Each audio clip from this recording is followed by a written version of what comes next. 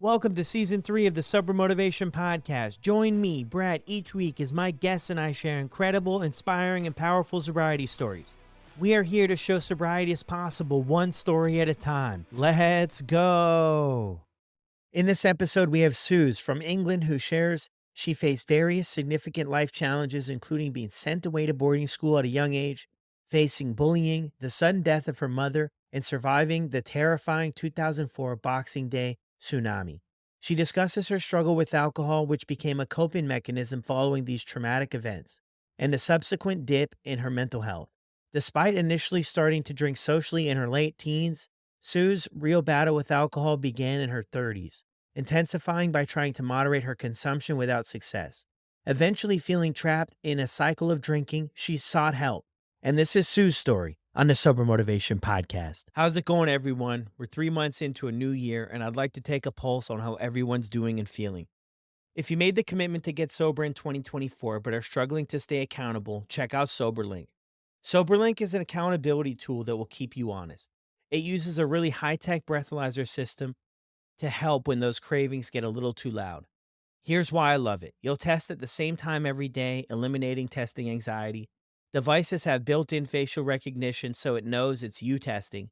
Tamper sensors flag any attempts at trying to beat the system. Friends and family receive instant test results, helping to rebuild trust and prevent relapse. If you're serious about getting sober, this is a tool to use, and the only monitoring system I recommend. Make these next months count. Visit soberlink.com/recover to sign up and receive $50 off your device. Welcome back to another episode of the Sober Motivation Podcast. Today we've got Suze with us. How are you doing? I'm good, thanks, Brad. How are you? I'm good. I'm glad we could finally narrow down a time for you to share your story with all of us. So what was it like for you growing up? Yeah, so you can probably tell from my accent, I live in England. I'm British. I grew up in a place called Kent, which is just below London, so southeast England.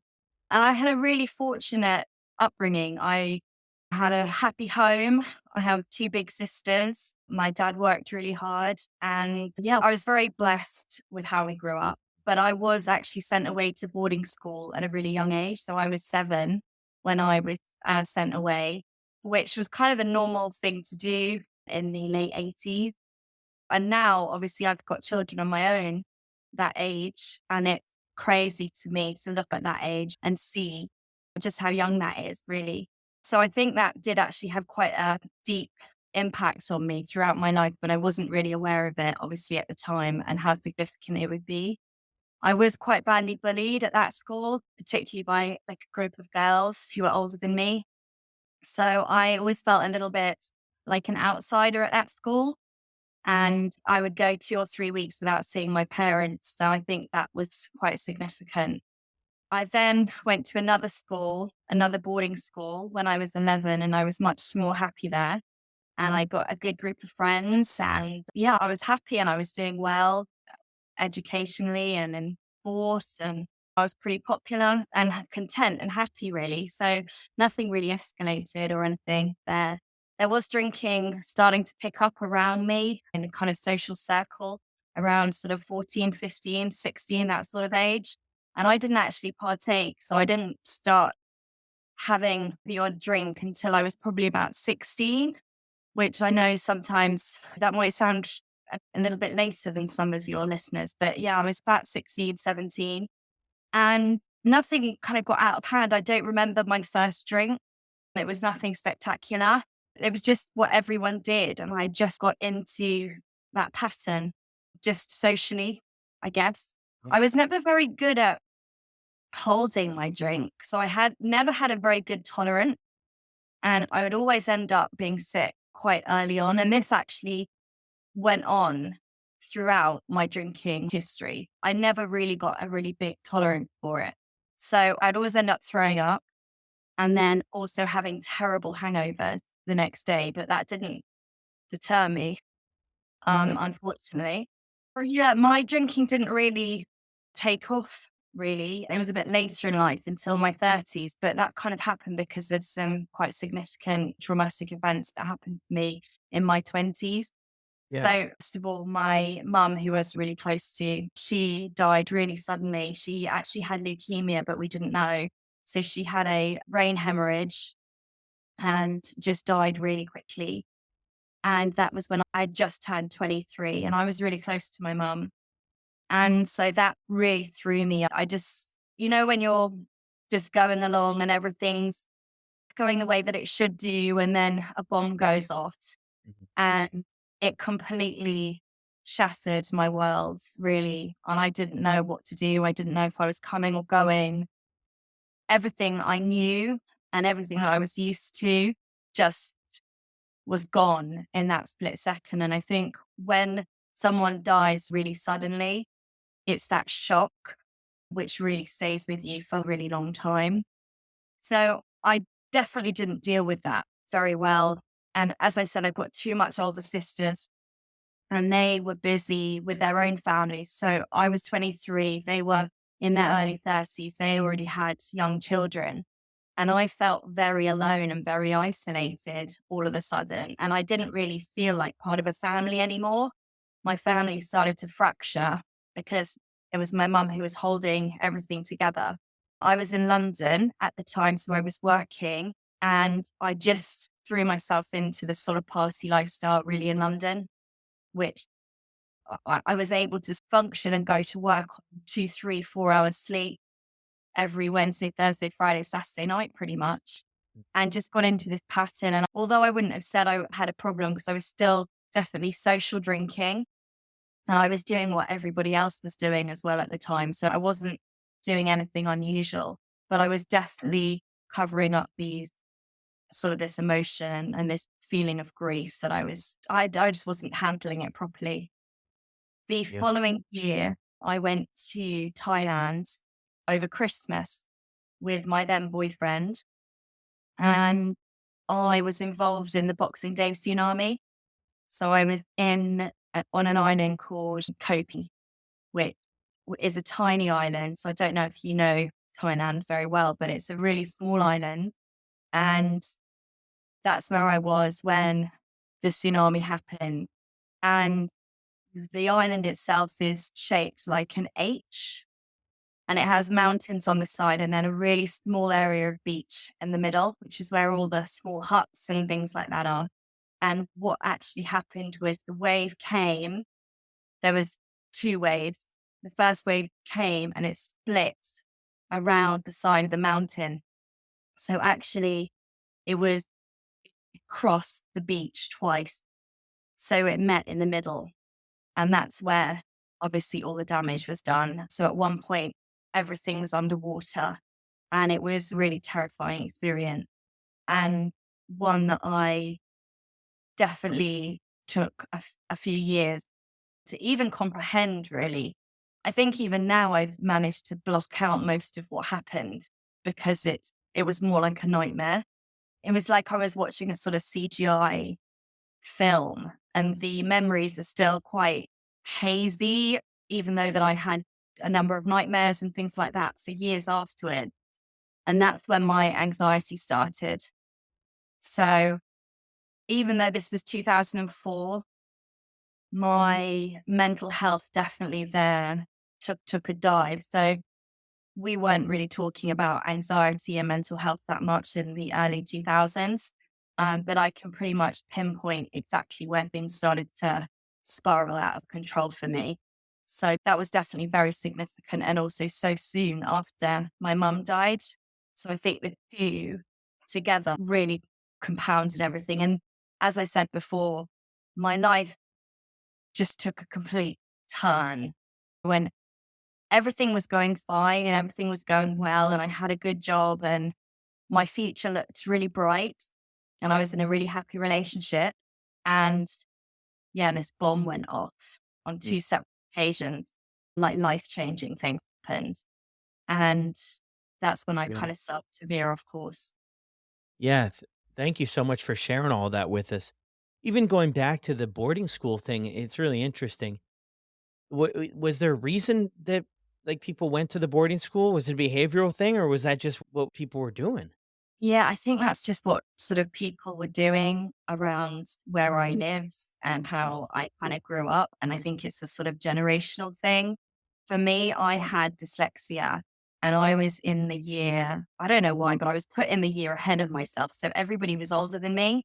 And instead of moving me down a year into the correct age group, they decided to move me to a school that was maybe better suited to help me with my maths and my reading and things like that. But actually, it was much worse and it was a really bad idea.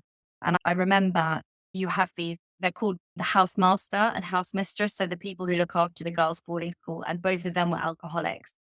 Mm, So I was basically being looked after by this couple who had a drinking problem.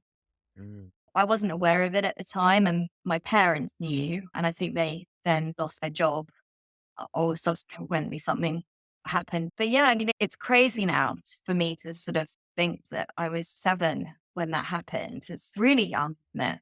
yeah, I mean, I'm thinking I have a 6-year-old, and I couldn't imagine a day without her. It's interesting, yeah. And them being away too, like you being in that situation, being away from your parents, how important that time is, like with your parents and to build that relationship and to build everything else in our life. And especially too, you bring up the caregivers there might not have been the best caregivers that could have been teaching at the school. So that actually really was interesting to me. Did your sisters go through this as well? Have So go to boarding school? they didn't leave that early. So they left at Okay. 30. So they both went at 13 to different schools. But yeah, I was the youngest by 9 and 11 years. So there was quite a significant age gap. So when I went, I don't know, my parents were maybe a little bit older and maybe a little bit more tired. I don't know. But yeah, Yeah. it is crazy to me. I agree. My children are now 12, 7, and 3. And yeah, I can't imagine doing anything like that. It would break my heart to not have them here. Yeah. Mhm. Interesting. So you go through that and then the situation there with your mom too. I'm hearing you share this too. It's sudden and maybe I'm guessing it left you with a lot of questions about things and how this kind of just played out. And then you mentioned too, starting to drink at 16. A lot of people I have from London, UK, everywhere, it's 13, 14. It seems to be, I mean, fairly early in some books and maybe late in other books, but you get kind of started there. And you mentioned like you're getting sick and stuff from things too, right? And that kind of carries on in your story. Yeah, it starts so early, and you mentioned a few times there too, everybody was doing it when you got into this more professional scene, going out Wednesday, Thursday, just so normalized, right? It's so normalized in our Western cultures that the rite of passage is alcohol. The rite of passage to connect with people and be a part of the group is to drink, and I always struggled with fitting in, so it was perfect for me. It was just the easiest way into these social circles and to be a part of something, and at first, and maybe you could relate to this too, like, it wasn't this massive problem. It actually was, like, pretty decent. There was, like, very minimal consequences outside of your regular, maybe young person not feeling well or things not going exactly the way I wanted them to, but it wasn't too bad. I kind of enjoyed it at first until we kinda go further through the process, and then we wanna quit, then we can't quit, so Yeah, I was going to say, I completely agree. It is so normalized at that age. So here, I think kind of anytime from 16, 17, 18, and then particularly in your early 20s, that's just what you do if you're at uni or you're at college or you've just started working. And it is, as you say, like a really easy way to fit in with people because you'd look more strange if you were the one saying, no, I don't want to go out and no, I don't drink, then that would make you the odd one out. So it's just what everybody's doing. And that's yeah. what I did. And that's what my friends were doing. And yeah, it was so normalized. And it still is, sadly. Yes, 100%. So you go through this tsunami too, and a lot of stuff that you mentioned there is still foggy for you, but that's after your mom passing away, and then you go through this too, right? And then you start experiencing anxiety after that. That's a very heavy thing. And you mentioned too, we're not talking much about mental health. And I had one guy on the podcast here, and he was on the PGA tour, a golfer. He won a PGA tour, and he had a anxiety attack, panic attack on the golf course, and he had never heard of anxiety before. So it was a very real thing that like we didn't really go there with things. So you go forward and you begin to cope with alcohol, but maybe not even really fully knowing it at the time, or did you kind of connect the dots? No, I didn't connect the dots. And I think because it was so normalized and that I wasn't doing anything spectacular and I had no consequences at all, I wasn't behaving in a way that, any different from anybody else. I wasn't drinking by myself. I wasn't drinking daily. It was all done going out and we were clubbing or in the pub or in bars or whatever. And although I did put myself in some really dangerous places and situations the next few years, and some really quite bad stuff happened to me, I never really had any consequences that I could kind of result because of the results of alcohol. So I never kind of thought these things are happening to me because I'm drinking too much. I never put two and two together, really. And yeah, I had no consequences. Mm. So for me, it was just what everyone was doing. And I wasn't aware that I was drinking to cope with these emotional feelings that I was having or trying to block them out. It's just my way of coping. I think that's really kind of what happened. Yeah.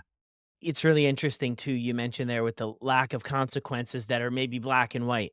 If you get a impaired driving, that's because you're drinking. Some people will wiggle themselves out of it to come up with this excuse or that, but if things aren't happening as a black and white direct result of drinking, then we can dismiss it or make it maybe just say that it was because of maybe something else, right? And kinda carry on. I did that a lot anyway, and when I look back, it was just a reason to keep going. I didn't really wanna give up the drinking, so I didn't really want the consequences to affect that in a sense, right? So it's really interesting. So where do you go from here? I mean, after the tsunami, you were this there visiting then?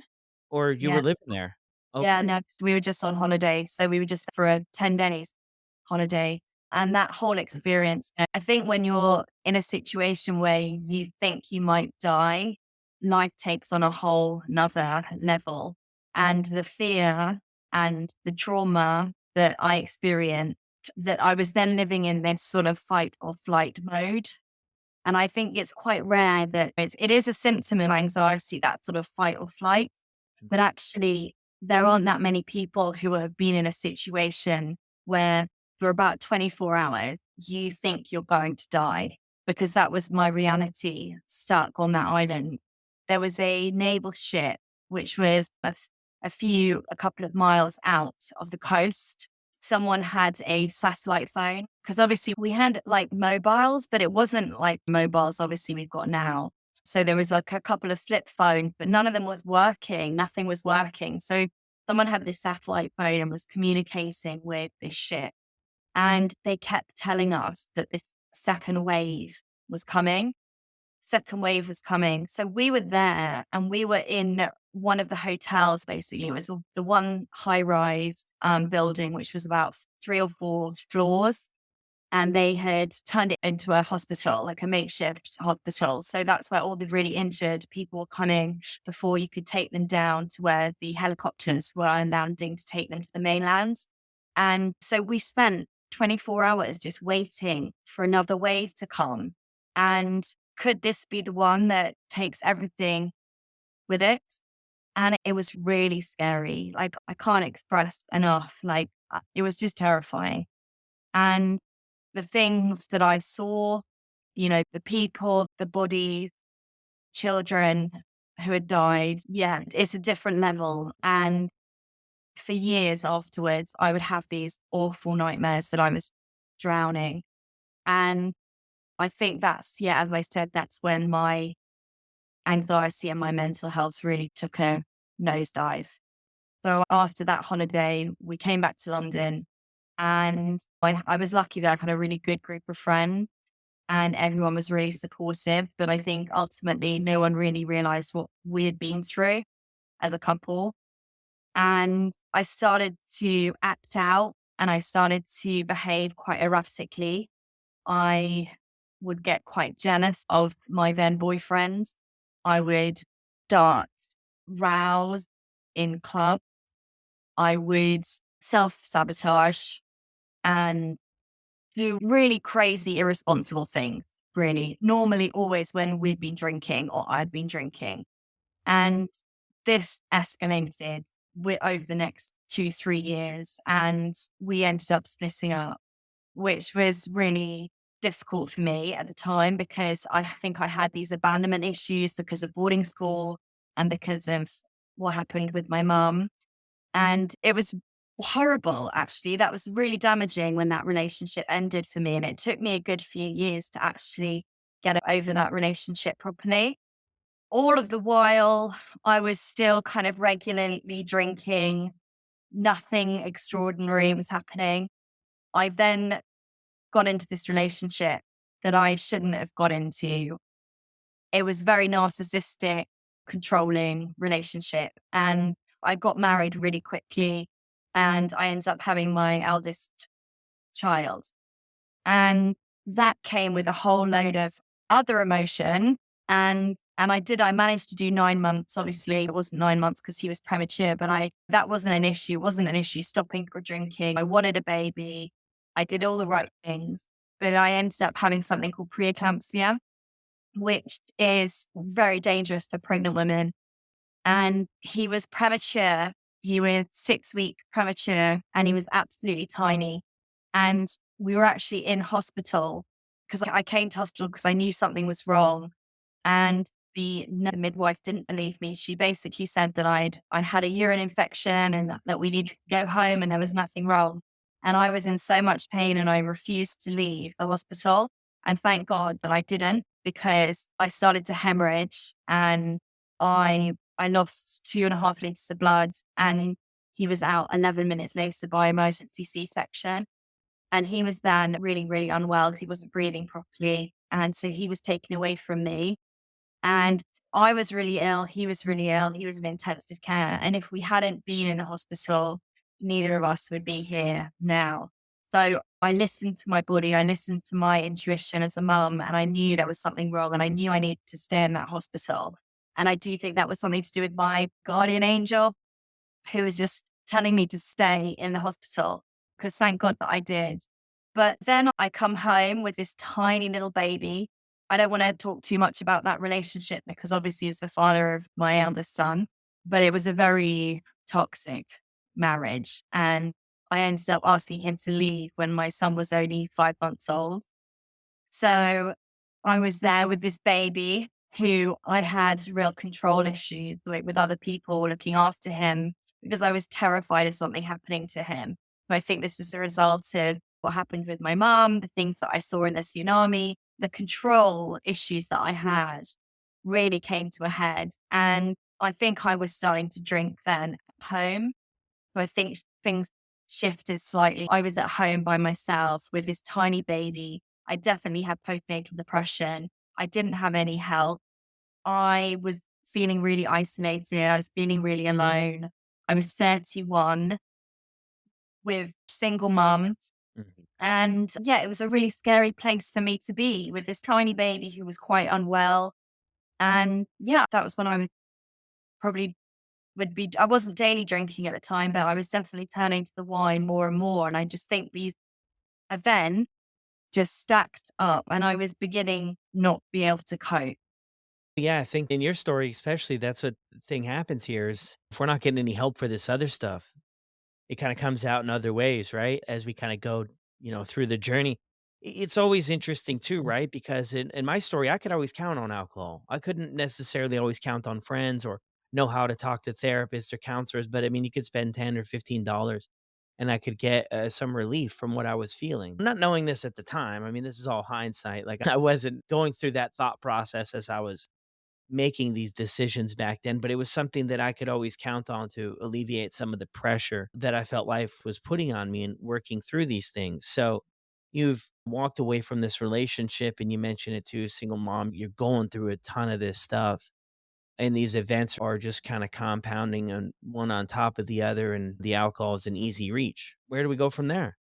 Yeah. So then I was living in London and I was working for a concierge company and I was doing pretty well. So my son started nursery when he was about a year old and I went back to work full time. And it, a, that kind of company is in London. There's quite big sort of nightlife and social life around, there's a drinking culture basically around that kind of work. And it's harder, obviously, when you've got a child. And I wasn't able to do as much stuff as I used to be able to do, of course. But I definitely did start kind of going out more, organizing babysitters or things like that. But yeah, so there was definitely quite a big culture, drinking culture with work, and everyone was in their late 20s, early 30s. And it wasn't most nights, that I think that's when I started to drink at home as well, particularly kind of weekends. I found weekends really lonely because it was me and my son, and I loved him dearly, but I really craved that family kind of the relationship, and I really wanted that family unit. And at the time, lots of my friends had just got married or had young children, young families as well. And weekend could be really long and really isolating. And I think I definitely would turn to, I started having a bottle of wine in the evening, like Friday evening or Saturday evening. And this kind of carried on for the next couple of years. I did start a relationship then with my now husband, who I actually did meet him in my early 20s, actually. And we did go out. We had a brief thing in my 20s, and we got back together, and he's been amazing. And he is amazing. He's so supportive. We then went on and had two more children. So I had another baby when I was 37. And then I had my little boy at 39, my little tiny one. And so I had this other traumatic birth with him.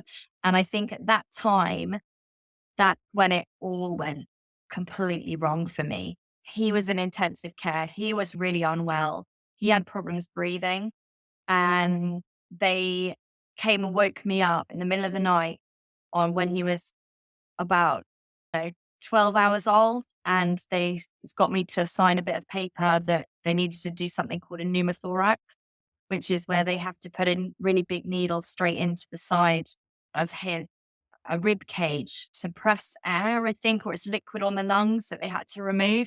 And it's really serious. And I was thrust this bit of paper, which I had to sign. And I was there by myself. And it was at that stage, and I think I can honestly pinpoint it. I think I had some sort of breakdown. I, I couldn't cope anymore. I think all of these things, and I've slightly fast tracked over the last 5 years, where I was starting to get really depressed, and my anxiety was like through the roof. And my mental health was terrible in my late 30s. Like, I just wasn't coping with things. And this just tipped me over the edge completely. Yeah, wow. Did anybody ever mention throughout this journey here that, like, to maybe consider cutting back drinking or look at drinking or anything about it? No, not at that time, because I think I was really masking pretty well. I was drinking at home now, like not socially at all. Like, it was very rare that we would go out Mm. because young family. So we were drinking here. My husband doesn't drink a huge amount. So I think he just thought it was their sort of coping. And also, we've got this whole mummy wine culture. Everything's normalized. So I don't think he thought that I was doing any damage to myself, really. And even though I was drinking maybe 5, 6 nights a week, I was also really attempting to moderate for all of this time, pretty much for the last 5, 6 years of my drinking. The moderation was really screwing with my head. I I was trying desperately, like I knew that I should stop drinking, or I knew I wanted to cut back, but I just wasn't able to. And it was that classic thing of, I would probably drink a bottle of wine. I would think that I'd only had one left, one glass of the second bottle, but actually the next morning I only had a tiny bit of the second bottle left, and I'd tip that down the sink, and then I'd be like, I am not drinking, and I'm not drinking again. That is not going to happen. You know, I'm not gonna have any more. I'm not gonna have any more. And then fast forward 5, 6 o'clock that evening, I was going to the shop to buy another bottle of wine, and that was the cycle that I was in. And that would go on for 3, 4 years. But I wasn't being vocal. I wasn't telling him. I wasn't asking him for help. I wasn't telling him that I've got this issue. It was all in my head. I go to AA now, and I know lots of people, when they eventually stop drinking, are in denial, and admit that they're in denial about it. I really wasn't. Like, I knew that I shouldn't be doing this, and I knew that it was damaging me. but I didn't know how to stop. And I was just in this awful pattern, but worse than that, it was my mental health got to such a bad place that, I was having suicidal thoughts. I had insomnia. I barely slept. I'd sleep for a couple of hours and then I'd be awake from 1 to 5 in the morning every single night. And it was the loneliest, darkest place to be during those 4 hours where I was desperately trying to just get back to sleep. And my head was racing. My mind was so busy and full. And I hated myself. I would look in the mirror and I would be saying the most awful, unkind, just things that I wouldn't dream of saying to anybody. I wouldn't say them to my worst enemy. I was saying all of this negative self talk, awful stuff to myself every day, all this self loathing, shame. I was scared of everything. It was just awful. And all of this was because of alcohol. And I didn't realize that alcohol was having such a horrendous effect on my mental health until I stopped, until I took it away. And I still do get anxiety sometimes and I go up and down. My mental health is a bit up and down, but it's 99% better than it was. I was in such a dark place for so long. And yeah, it's just mind blowing how that moderation, attempting to moderate physically and mentally exhausting. It really is. Yeah, I heard this quote one time. Abstinence beats perfect moderation every time. Because like you said, it's trying to moderate an addictive substance. And that's where I think we lose sight sometimes is when we're wrapped up in it, we think it's my fault or I'm doing something wrong or I'm the bad person or I just can't figure this out. And although there is a responsibility on our part to make the changes, we're doing a dance here with the highly addictive. If you Google any list of what are the most addictive things, alcohol is going to fall in the top 5 every time as one of the most addictive drugs that we use. So it's that thing. I think when we look back, we can see it, right? You're like, yeah, well, you kind of understand why it wasn't all working out. And then connecting those dots too about how it destroys our mental health creates a ton more of anxiety. It just destroys the hope and the goals and the dreams and things we want to work towards. And we just feel stuck. I remember I was probably the same person for 3 years. It probably got worse. Like I didn't do any growth, self development, any resilience, or be able to do hard things, or believe in myself, or go for anything. And I was just stuck. And I just thought maybe it's just not for me. But when I look back, it's easy to see exactly what was going on. I'm curious to wonder what prevented you from reaching out for help during these times, because this is where a lot of people get stuck, right? We hear these stories quite often where we're stuck for years, maybe decades, maybe months, but we get stuck and we got to ask for help. We got to get over that hump. What do you identify prevented you from reaching out in some of your toughest, darkest moments? Yeah, do you know what? And I so wish that I had. I really do. I wasn't aware of the kind of the support actually available. Now, I didn't know about this amazing community on Sober Instagram. I didn't know about sober coaches or anything like that. I had no idea. I honestly felt, Brad, like it was me and it was I was the problem and nobody else on this planet had this issue. I thought you were either an extreme alcoholic who is sleeping on a park bench Mm, or like you can handle your drink. And I just thought I was the issue. So I wish I had asked for help. I did towards the end, about 6 or 7 months before I actually ended up stopping drinking. I did go to my GP here, my doctor, who unfortunately wasn't any help. I don't want to put people off from going to GPs and asking for help because I think some of them are amazing. It's just some of them really aren't educated in dealing with people who drink too much. mm. And that was hard for me to ask for help. And then I didn't get it, which is really difficult. And that's one of the reasons why I ended up going to AA because I just didn't know where else to go. I've had lots of people saying to me that my drinking wasn't at a level where I should have gone to AA, but I think that's completely irrelevant because Mhm. the spectrum is so big, so many different levels. to drinking. And the fact is that I couldn't stop by myself. And I haven't had one drink since my first meeting. So nearly 2 years ago. And that says a lot to me. So that's all I need to know. Yeah, that's so true. It is interesting, right? Because I just did this short episode I released today about 10 things I wish I knew. And one of the things I put in there was that this decision is our decision. It doesn't have to be verified or co-signed or agreed upon from other people. And I think that's the thing, right? I'm thinking there when you say other people are mentioning or suggesting, why go to AA? Why go to a meeting? It's not that bad. Like that would be like seeing people at the gym. You're already in shape, so why go to the gym? But you're only going to be able to keep that by keeping going. You don't have to be in this really bad spot to decide that you're going to start going to the gym. People of all levels go and they exercise to improve their life, and it's something they like to do.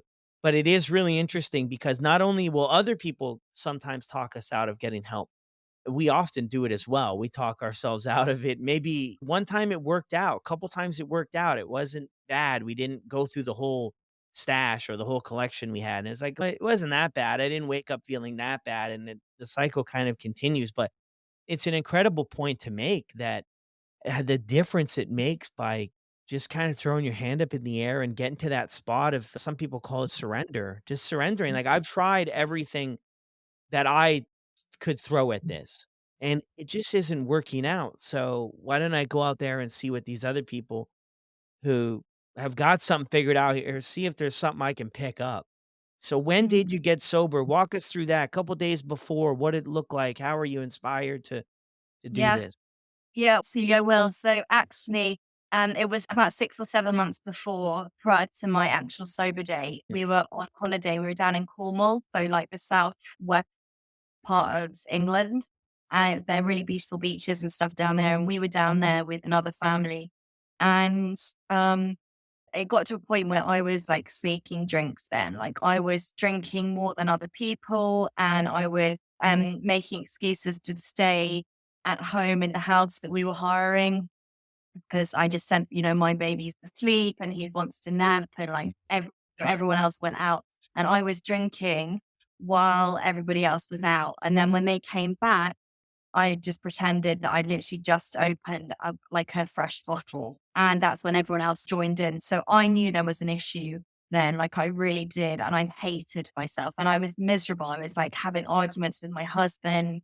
I really was so miserable. My mental health was so low. And I think I had some kind of, I don't want to say breakdown because it wasn't diagnosed as a breakdown, but one of the nights me and my husband went out for dinner and our other friends were looking after all the kids. And I'd been drinking that whole day pretty much. And I don't think anyone else had realized that I'd been drinking all day, but I just couldn't stop crying. I was crying and crying. My husband said he was terrified. I was scratching myself on my arms and my body. I was like digging in my nails to my arm, making my arms bleed. And I can't remember any of this. And I was just like t- pulling at my hair and just saying, I need help. Like, I need help. I just don't know what to do. I need help. And I think that was a kind of click. Something clicked then. And I was asking for help. And I wish I could say that was the day that I stopped drinking, but it wasn't. I said the next day, I was like, I'm going to stop. I'm going to stop. I was really ill. I was really hungover. I think I was sick. I hated myself. I really hated myself. And I think I didn't have a drink for maybe 2 or 3 days after that. But then you forget the feeling of what it's like to desperately, because the addiction takes over again. And that bad part of your brain is saying, no, come on, you'll make you feel better if you have this drink. So I then had another drink, but something then had changed in me. Something definitely had changed. And I was then back onto this like moderation hell. But at the back of my mind, I was like, that was really bad. What happened? That was really bad. And the day that I stopped drinking, it was April. My last drink was April the 29th, 22. And we had some people over here at home for dinner. So it was just like a regular Friday night, had, I think, 6 people over, so 3 other couples over. And I didn't behave particularly badly. I didn't do anything. It was a fun night. I'd probably had like maybe a bottle and a half, 2 bottles of white wine, something like that. But I felt so shocking the next day. And I had to get up and do some marshalling. So there was a run going on in our village where we live. And I had to walk up this really steep hill and basically direct the runners. And I felt awful. I was green. I looked shocking. And it was a really sunny day as well in like the end of April. And I was like sweating. I'm not a sweater. And I was like sweating. I just felt awful. And when the last runners went past me, I thought, I'm going to be sick. I'm going to throw up. I'm going to be sick. And I was sick behind a bush. And I was like, I can't do this anymore. This is it. I'm choosing myself. I am over this. I've had my last drink. I can't keep doing this. If I do this, I'm going to kill myself. I was that low. I was that miserable. And at that point, so that was on the Saturday, and that's my sober date. So that's the 30th of April. And then on the Monday night, I went to a meeting, and it was the best thing that I ever did because I didn't know what else to do. I'd stopped for a few days. I'd stopped for a few weeks before, but I couldn't stay stopped. I had no issue going sometimes 4 weeks, sometimes 6 weeks without having a drink, but I would always go back and I'd always then just have to start again. But for me, I had just had it. I was just up to here with feeling like that. And I needed to make a change. And no one was going to come and save me. No one was going to come and help me. I had to help myself. And the only way that I knew how was to look on my phone, put in my postcode, find an AA meeting. And that's what I did. And I just happened to go into this lovely meeting. And I was really lucky that the first meeting that I went to was a really nice group because it is a bit hit and miss sometimes. And this group was incredible. And I was sat next to the lady who's now my sponsor. And she's now literally like a mum to me. And that was my guardian angel moment. I was meant to be at that meeting. I was meant to meet her. I wasn't meant to get sober 6 months before. I was meant to get sober on that day, and everything has worked out for the better since that day. Wow, that's beautiful. Was there anything specific you heard, or was it the way you just felt going into that night that it just kind of made sense? So I felt very emotional. I didn't want anyone to look at me. I didn't want anyone to speak to me. I just thought I'd just sit at the back and hopefully no one will even pay any attention to me. But obviously that's not what happened. This lady came over straight away, gave me a hug, and I just burst into tears. And I just suddenly felt like these people get me and these people understand how I've been feeling the last few years. I wasn't this drunk person drinking at 9 in the morning or drinking all day, every day, but I was drinking 5, 6 nights a week and I couldn't stop. And it would have got so much worse, so much quicker. And there was just something like I just felt like I belonged and I felt understood and I felt heard. And I didn't talk probably for the first, I don't know, maybe a few weeks, probably of meetings. I just sat and I listened. And that first meeting, she said to me, she said, don't listen to the differences, just listen to the similarities. Just try and find the similarities. Because I was instantly thinking, these people aren't like me. They're not mums, or like they're not older, or they were drinking at 11 in the morning every day, or whatever. I was looking for all the negative things and all the things that makes me different from them.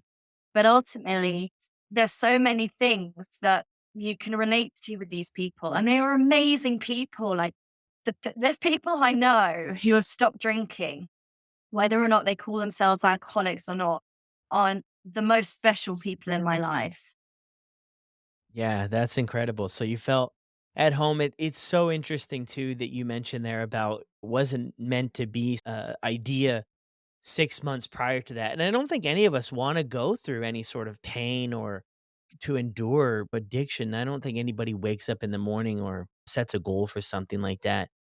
But I do think that on my story and just kind of hearing that from you, that we've got to go through some stuff to get to Yeah. a spot where we're Mhm. willing to change things. And it's almost like you feel for those people too who are able to kind of keep this in a decent spot, because I think there's a lot of people who their entire lives pass them by and they haven't been quote unquote too bad, or they haven't been that bad.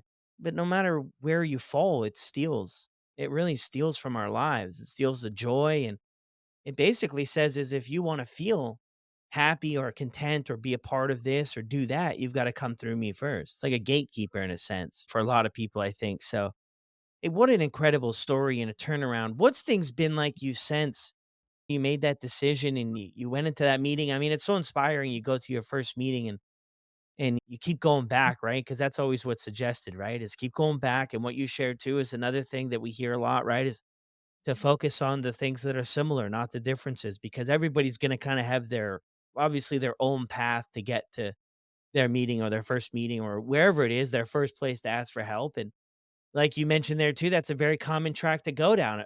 It's not that bad, or Johnny's got it worse, or Mhm. Jim's done all this. I'm not there.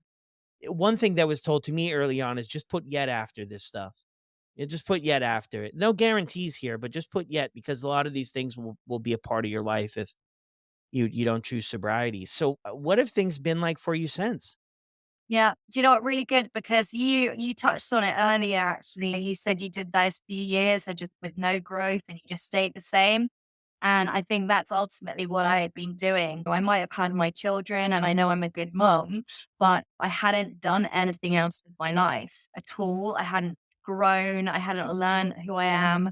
And in the last 2 years, I have done more than I have in the last 15. I have learned so much about myself. I have helped myself by sorting out my mental health. I have grown so much as a person, as a wife, as a mom, as a friend. I'm loving helping the community on Instagram. That's really special to me. One of the things that I really struggled with, as I mentioned earlier, was that I thought I was the only person who was going through this. And I wasn't aware how fantastic this community was. But as soon as I realized that actually I want to share my story because I don't want anyone else to feel as lonely and isolated as I did when I was drinking. And that's why I want to tell my story. But I'm doing so much. I'm doing college. I'm basically learning to be a counselor at the moment. I'm nearly finished my first year and I'm just going to start my diploma in September. So yeah, I'm in a really good place and I just feel so happy and so content. As I said, my anxiety can be a little bit up and down and I definitely suffer from a seasonal depression. So from like December, the last couple of months, it has been quite difficult, but I'm so much more in tune with my body. And if there's something wrong, like I know what it is and I know why and I can manage it. Before my baseline was so low. I just felt crap the whole time. And now I'm up here and it's just a lovely place to be. Yeah, hey, that's so awesome to use. I mean, your education and your own experience to help other people is incredible. It's just so beautiful how things can change, right? You mentioned 2 years and 15 years, maybe not making much progress. I mean, still doing well in some areas, and then in 2 years, you can start to see this massive upside. The thing is that the alcohol is just in between us and who we want to be, or who we're supposed to be, or maybe who we've been before in our life before this stuff took over. And then you have these string of traumatic events that happen in your life that because of the alcohol, we don't address stuff. We don't work on stuff. We don't ask for help. And then we don't get any resolve or any tools or ways to cope through these Yeah, things. I'm And really that you just said that actually, because that's definitely something within the first sort of 6 months, as I was doing most of my first step, was that I was really able to start dealing with that trauma and dealing with the grief and processing that grief. It's been 20 years now since my mum died, and it's coming up to it'll be 20 years at Christmas since the Boxing Day tsunami. But I hadn't dealt with these feelings. And I was living in the past and I was scared about the future. So I wasn't living, I was just chasing this kind of elusive, I want to be happy, I want to be happy. But I wasn't living for now. And I was carrying all of this like emotional baggage and all of this grief and all of this trauma around with me constantly. And it was just weighing me down. And I've really been able to just process it all, deal with it. I can leave it now. I can leave it where it needs to be and I can get on with my life, which has just been so freeing. And that helps with so many other elements. It's helped with my anxiety. It's helped with my mental health. It's helped with my sleep. And I don't say such toxic, horrible stuff to myself. I actually speak well of myself. And if I do get a little fleeting thought, I shut it down really quickly because I am so proud of myself. And I'm so grateful that 2 years ago I decided that was my last string. And I've got no intention of ruining that ever. Yeah, let's keep it going. Hey, if someone's listening to this episode here and they're struggling to get or stay sober, what would you say to them? I mean, it worked for me. I would look for an AA meeting personally, and I would do the same thing again. But I understand AA isn't for everybody. I think get informed, learn about alcohol, learn about the dangers of alcohol and how toxic it is to actually consume this product, which is really damaging for your mental health. So I just think, yeah, get informed, listen to the podcast. There's so many amazing podcasts. There's so many amazing books that people have written and ask for help. Ask as many people for help as you can until you get the help you need. But you have to take those steps yourself. Yes, for sure. 100%. I love that. Yeah, get some help, read some books. And I think even too, in the 6 months you mentioned there, and it's a lot of people shares, we're kind of getting ready to be ready. So a lot of people think like you have to just be ready and then the light bulb goes off and then boom, you're in there and it all works out. But the reality is, a lot of people spend time preparing to be ready. And you can do that by just listening to stuff and by reading books. And it doesn't necessarily mean that you're quitting that day, but you can start that process. Of course, you should. But I just know from having so many conversations with people, just most of the time it doesn't really work like that, but it consumes some information about and how people are living, right? Because we get stuck too, right? I get sober, now the fun's over. No more fun and life is boring. And if you can read and listen to other people's stories and read this information, you can realize too that is absolutely not true. You might feel a little bit lonely for the beginning because we're so used to the stimulation from going out and connecting with people, and we have to learn new ways to do that. But the rewards just go on and on. Thank you so much for sharing your story. Is there anything that we've missed you'd like to share before we go? I think we've kind of covered everything. We did good then, I guess. I think so. Yeah. Awesome. I So really much. appreciate it. And thank you so much for sharing it with us. Thanks, Brad. Well, there it is, everyone. Another incredible episode here on the podcast. Thank you, Suze, so much for sharing your story with us. I'll put the contact information for her in the show notes below. And also, we have free meetings on Sober Buddy all through the month of April. Get signed up. I'll drop the link where you can sign up for that down in the show notes below as well. I hope to see you there in a meeting soon. It would be nice to meet everyone.